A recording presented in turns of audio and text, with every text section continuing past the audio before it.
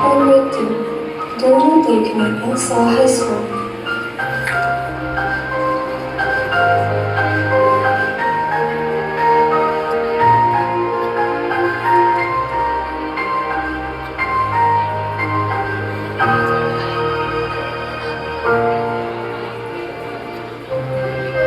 पहले के समय में लोग अस्पताल में जांच के लिए न जाकर अंधविश्वास और तांत्रिकों पर भरोसा करते थे, जिस कारण बहुतों ने अपनी जान गंवा दी और कुछ लोग गंभीर बीमारियों के शिकार हो गए।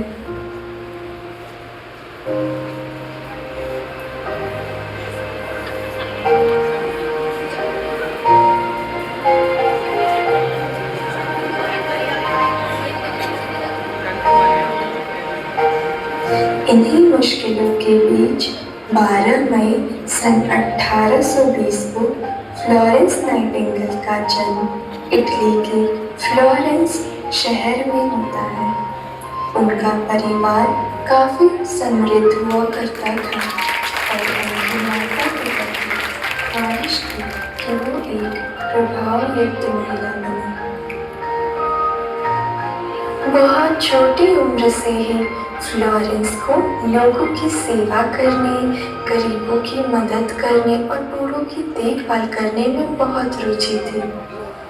एक दिन उन्होंने अपने माता पिता के समक्ष अपनी ये इच्छा जाहिर की कि वो आगे एक नर्स की जिंदगी व्यतीत करना चाहती हैं और लोगों की सेवा करना चाहती हैं। लेकिन उस समय एक महिला के लिए एक नर्स बनना इतना आसान नहीं था, इसलिए उनके माता पिता ने उन्हें ऐसा करने से साफ इनकार कर दिया। बहुत कोशिशों के बाद आखिरकार फ्लोरेंस ने अपने माता पिता को मना ही लिया। सन 1844 में फ्लोरेंस का लूथरन हॉस्पिटल जर्मनी में एक नर्सिंग अपनी पढ़ाई पूरी करने के बाद फ्लोरेंस लंदन वापस लौट गई और यहीं से उन्होंने मिडिलसेक्स हॉस्पिटल लंदन से नर्सिंग करियर की शुरुआत की। वह अपने प्रोफेशन में अत्यधिक समर्पित और प्रभावशाली थी, जिसके कारण उन्हें 1 वर्ष के अंतराल में ही सुपरिटेंडेंट के पद पर प्रमोट कर दिया गया। इसी दौरान अक्टूबर सन 1853 में इंग्लैंड और रशिया के बीच क्रीमिया युद्ध छिड़ गया।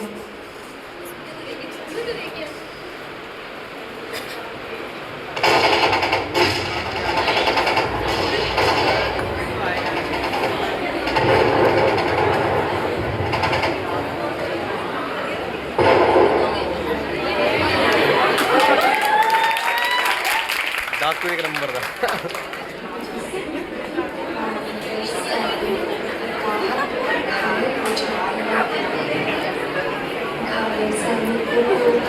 अरे भाई मार यार। हाँ ये है।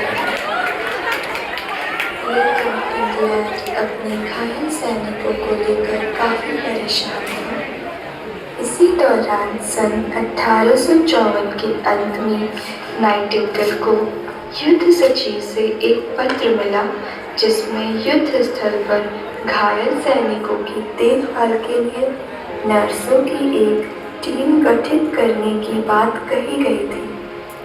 नाइटिंगेल ने 34 नर्सों की एक टीम इकट्ठी की और उनके साथ टर्की चली गई, जहां उनकी ड्यूटी लगाई गई थी। जब वे टर्की पहुंचे तो भीड़-भाड़ और अस्वच्छता वाले अस्पतालों को देखकर हैरान रह गए।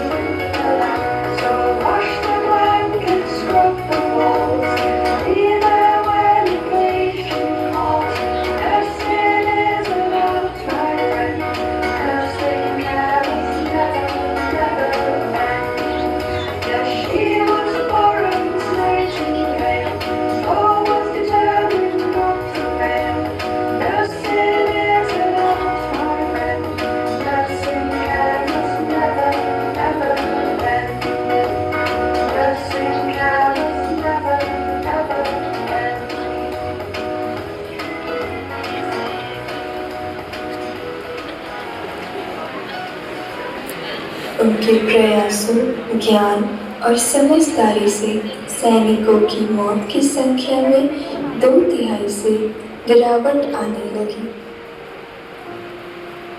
जब वह लंदन वापस आए तो उनका भव्य स्वागत किया गया और रानी ने उन्हें एक उत्कीर्ण ब्रोच भेंट करते हुए उनके काम को पुरस्कृत किया, जिसे बाद में नाइटिंगेल ज्वेल कहा गया। इसी के साथ उन्हें 3,50,000 की नकद राशि भी मिली, जिसका उपयोग उन्होंने आगे के स्वास्थ्य कार्यों में करने का निर्णय लिया।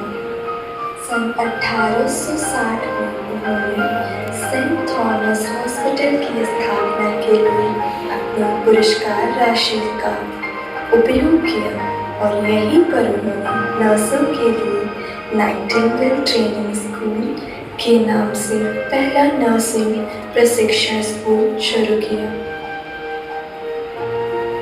इसके बाद नाइटिंगेल सार्वजनिक प्रशंसा के पात्र बन गए। युवा महिलाएं उनके जैसा बनने की ख्वाहिश रखने लगी और उच्च वर्ग के लोग भी ट्रेनिंग स्कूल में दाखिला लेने लगे। नाइटिंगेल की बदौलत नर्सिंग पेशे को अब उच्च वर्ग द्वारा तिरस्कृत नहीं किया गया, बल्कि इसे सम्मानजनक पेशे के रूप में देखा जाने लगा। निकली थी एक चिराग लेकर, चिराग बन जाऊंगी सोचा न था। शुरुआत में बस एक मरहम से की, आज इलाज से चुप जाऊंगी कई सांसों की, ये तो सोचा न था। ऊंचाई के शिखर पे पहुंची हूँ आज, हर जगह मेरी परछाई है। अब वक्त बदला है और यहाँ हर किसी को मेरी जरूरत समझ आई है। कई वर्ष पहले बस GNM ANM तक सीमित थी मैं, अब दुनिया में बदलाव ला चुकी हूँ। PhD को भी हासिल कर चुकी हूँ, नुस्खों से लोगों की जुड़ गई। पहले स्पर्श से आंखों में उजाला करती थी, आज दवा से भी दर्द को कम करना चाहती हूँ। मैं MSc को भी हासिल कर चुकी हूँ, थ्योरी और प्रैक्टिकल के मेल को समझती हूँ। रिसर्च में भी उपलब्धियाँ पा चुकी हूँ, सिर्फ इंजेक्शन टैबलेट तक ही नहीं, अब टेक्नोलॉजी को भी मैं समझती हूँ। आज कॉलेज भी अधूरे हैं मेरे बिना, उनकी आगे की पीढ़ी के ज्ञान में भी सहयोग जो मैं दे रही हूँ। आज कहाँ तुम्हें मैं नहीं मिलूंगी, nurse, professor, administrator, counsellor, researcher. माँ के दर्द और बच्चे की चहचहाट से जुड़ती हूँ, मुझे मिडवाइफरी और पीडियाट्रिक नर्स कहते हैं। जहाँ एनाटॉमी एंड फिजियोलॉजी ECG की तारों से जुड़ती हूँ, मुझे मेडिकल सर्जिकल नर्स कहते हैं। जब किसी के इमोशंस और साइकोलॉजी से जुड़ती हूँ, मुझे मेंटल हेल्थ नर्स कहते हैं। जहाँ लोगों के घरों से बीमारियों को दूर करती हूँ, तो मुझे कम्युनिटी हेल्थ नर्स कहते हैं। उन सरहदों के बीच जब किसी की मुस्कुराहट बनती हूँ, मुझे मिलिट्री नर्स कहते हैं। बस अपने देश में नहीं सिर्फ, बल्कि फॉरेन में भी पंख अपने उड़ा बैठी हूँ। देख रहे हो एक चिराग लेकर जो निकली थी, कहाँ तक मैं उसका प्रकाश फैला चुकी।